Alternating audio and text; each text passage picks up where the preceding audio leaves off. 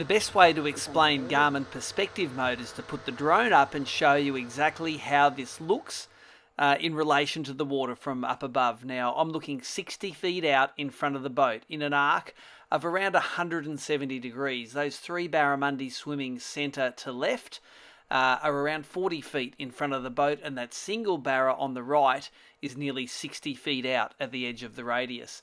It's 60 feet out and about 15 foot down at the extremities of its range. Now, in this deep water, you can't see the bottom, which is good because I can see my lure in front of that fish on the right.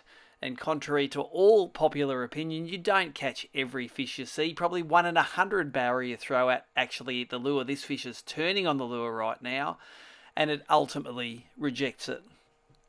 It's a really important tool for getting your lure in front of the fish. You're going to randomly encounter some of these fish when you're fishing randomly, but if you can put it in front of the fish every time, your chances of catching them go up.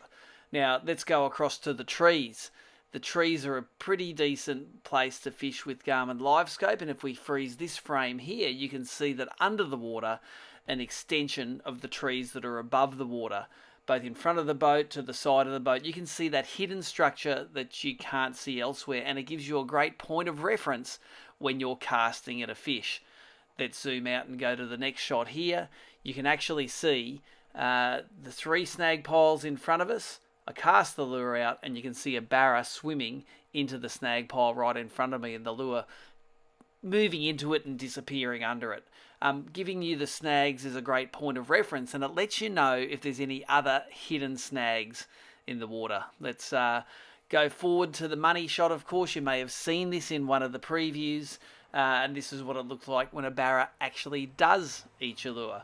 I make a big long cast out, see some fish coming in on LiveScope, so I wind in that cast and make a shorter cast in front of what I think is a single fish, but as is very common, is two fish. You see that lure land there, and then I just slowly twitch it and work it really slowly. It's not aggressive twitches, it's slow twitches to get that fish lined up with the lure. And when it gets in front of it, a couple of little tiny twitches, depending on the day, and that fish grabs it.